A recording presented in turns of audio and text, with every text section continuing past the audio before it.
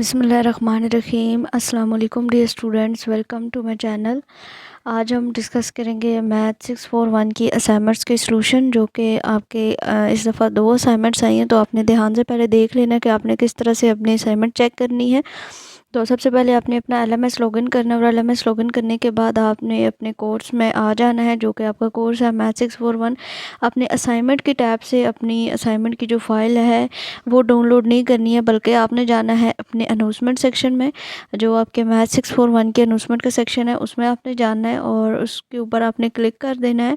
जैसे ही आप assignment section में क्लिक करेंगे तो आपके पास जो है वो आपकी असाइनमेंट आ जाएगी। नेटवर्क की वजह से थोड़ी सी देर लग सकती है। ये आपके पास अनाउंसमेंट आई हुई है, ठीक है। यहाँ पे देखिए आपके पास लिखा हुआ है मैथ 641 असाइनमेंट 1 असमत बतूल।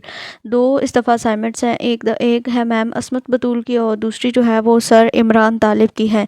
तो जिसकी जो असाइनमेंट है मैं दोनों सॉल्यूशंस जो है वो आपके साथ शेयर करूँगी। तो आपने देख लेना है जो आपके पास आपकी असाइनमेंट का सॉल्यूशन होगा, जो आपकी असाइनमेंट होगी वही आपने सॉल्यूशन जो है वो अपनी असाइनमेंट फ़ाइल बना के उसी को पेस्ट करना है। और अगर किसी को असाइनमेंट के सॉल्यूशन चाहिए तो व्हाट्सएप पे रब्ता कर सकते हैं, पेड सॉल्यूशन अवेलेबल हैं। तो यहाँ पे आप इस लिंक के ऊपर आप क्लिक करेंगे तो आपकी जो असाइनमेंट है वो आपके पास सामने ओपन हो जाएगी और आप अपना क्वेश्चन भी देख सकते हैं कि आपके पास कौन से हैं। तो हम जो है वो सॉल्यूशन की तरफ चलते हैं। पहले जो है वो हम जो हमारे पास है सर इमरान तालिब की असाइनमेंट, उसका सॉल्यूशन जो है वो हम डिस्कस कर लेते हैं। उसमें भी 2 क्वेश्चन है और जो मैम की असाइनमेंट है उसमें भी 2 ही क्वेश्चन हैं। तो सर इमरान तालिब की जो असाइनमेंट है उसका जो क्वेश्चन है, सबसे पहले हमारे पास क्वेश्चन नंबर 1 है। इसमें ये कहता है कि show that if d into x y is equal to maximum of x y absolute value of x and y and x y belong to real number, then हमने शो करना है कि जो हमारे पास ये फंक्शन दिया हुआ है ये मीट्रिक नहीं है। तो मैंने आपको लेक्चर में डिटेल से ये चीज़ें डिस्कस करवाई हुई हैं, समझाया हुआ है कि किस तरह से करना होता है। तो यहाँ पे जस्ट हम इसके सॉल्यूशन को बस पढ़ेंगे एक दफ़ा कि हमने क्या यहाँ पे लिखा है। जस्ट आपने यहाँ पे जस्टिफिकेशन देनी है और ज़्यादा डिटेल से यहाँ पे नहीं जाना। 5 मार्क्स का एक क्वेश्चन और 5 का एक, तो इतना ही लिखना है जिसमें से हमारे 5 मार्क्स आ जाते हैं। तो ज़्यादा एग्जाम्पल्स वगैरह ऐड करने की या वो चीज़ शो करवाने की कि हमने एग्जाम्पल्स भी ऐड की थी तो हमारे मार्क्स कट गए हैं, तो टू द पॉइंट बात करेंगे तो आपके मार्क्स बिल्कुल भी नहीं कटेंगे, क्योंकि ये थ्योरेटिकल सब्जेक्ट है। तो इस वजह से हम जस्ट यहाँ पे जस्टिफिकेशन देंगे कि इसको हमने इस तरह से सॉल्व किया है। तो सबसे पहले हमने ये जस्टिफिकेशन दी है कि इसको ये शो करने के लिए कि ये मीट्रिक है या नहीं है, हमें जो है वो यहाँ पे ये तीनों प्रॉपर्टी में से कोई एक प्रॉपर्टी यहाँ पे इसकी जो है वो डिससेटिस्फाई करनी चाहिए। इनमें से कोई भी एक प्रॉपर्टी अगर वो डिससेटिस्फाई कर जाती है हमारे पास जो हमें फंक्शन दिया हुआ है, तो हम कहेंगे कि ये हमारे पास क्या है, मीट्रिक स्पेस नहीं है। और अगर मीट्रिक प्रूव करना हो तो वैसे हमारे पास 4 प्रॉपर्टीज़ होती हैं, ठीक है। नॉन नेगेटिविटी, सिमेट्री, आइडेंटिटी और ट्रायंगुलर इनइक्वालिटी, ठीक है। या यूनिकनेस, आइडेंटिटी जो प्रॉपर्टी होती है उसको यूनिकनेस भी कहते हैं। तो यहाँ पे चूँकि हमने यही प्रूव करना है कि ये हमारे पास जो फंक्शन है वो मीट्रिक है या नहीं है, मतलब नहीं है, ये प्रूव करना है हमने। तो बस 3 ही प्रॉपर्टीज़ को हम यहाँ पे सेटिस्फाई करवाएंगे। सबसे पहले नॉन नेगेटिविटी है। नॉन नेगेटिविटी के लिए कहते हैं कि for any 2 points x and y any distance d x y should always be non negative. यानी कि कोई भी जब हम डिस्टेंस फंक्शन इसका लेंगे, जो भी हमारे पास कोई भी अगर फंक्शन एक्स और वाई की कोई भी वैल्यूज़ दी हुई होंगी, उनका डिस्टेंस फंक्शन हम लेंगे तो उसका जो आंसर आना चाहिए वो पॉजिटिव आंसर आना चाहिए। अगर वो पॉजिटिव नहीं होगा तो देन हम क्या कहेंगे कि ये नॉन नेगेटिविटी प्रॉपर्टी को सेटिस्फाई नहीं करती है।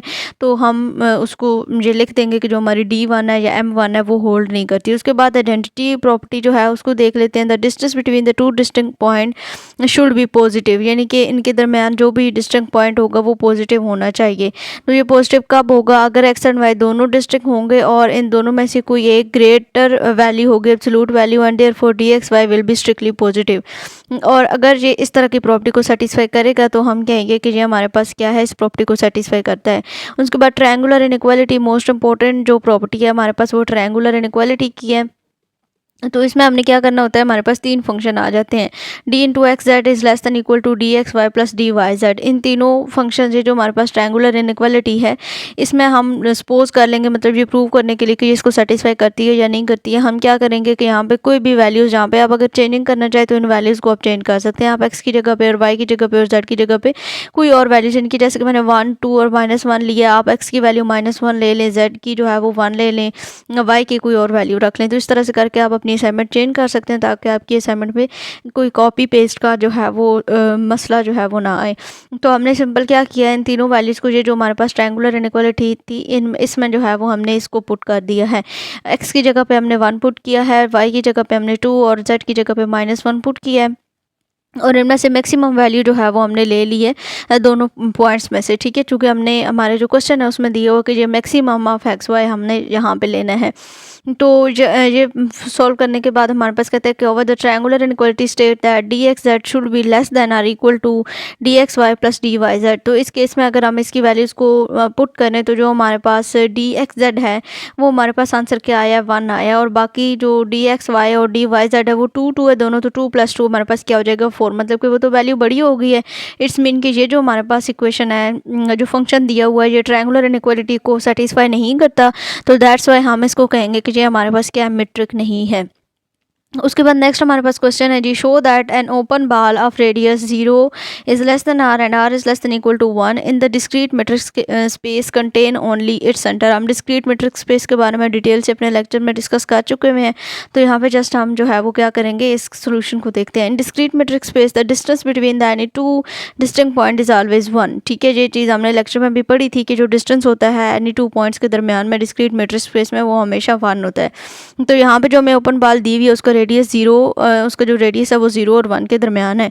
Late consider N open ball, यानी कि ओपन बॉल हमने कंसीडर किया है एक्स वाई, यानी कि जो 0 और 1 है ये इसकी जो बाउंड्री पॉइंट है वो इसमें इंक्लूडेड नहीं होंगे। Centre at the point x in the discrete metric space. तो डेफिनेशन इसकी क्या कहती है, ये बस यहाँ से आप एक दफ़ा रीड कर लीजिएगा। दूसरी जो असाइनमेंट है उसका सोल्यूशन भी मैंने आपके साथ शेयर करना है, यहाँ पर मैं थोड़ा रोक रही हूँ, आप चाहें तो यहाँ से एज इट इज़ उठा के ये जो क्वेश्चन नंबर 2 है वो अपने इसमें पेस्ट कर सकते हैं। और एग्जांपल अगर आप चेंज करना चाहें तो आप गूगल से या फिर किसी और कहीं से भी आप जो है वो, अगर आपके पास कोई और एग्जांपल है तो इन पॉइंट्स में आप जो है वो चेंजिंग कर सकते हैं। जिसको मैंने 1 2 3 लिया है तो आप कोई और पॉइंट्स ले लें, ठीक है, और एक्स की कोई और वैल्यू ले लें, आप रेडियस कोई और वैल्यू ले लें, तो आप इसको चेंज कर सकते हैं। बट अगर आप ये भी रखना चाहें तो कोई मसला नहीं है, आप इसको भी जो है वो एज इट इज़ सबमिट कर सकते हैं। नीचे एक साथ में एग्जाम्पल भी दे दी और फिर हमने ये प्रूव कर दिया है कि जो हमारे पास discrete metric space and open ball of the radius 0 is less than R and R is less than equal to 1 contain only its centre X and no other point, यानी कि इसमें सिर्फ और सिर्फ इसके सेंटर पॉइंट ही include होते हैं,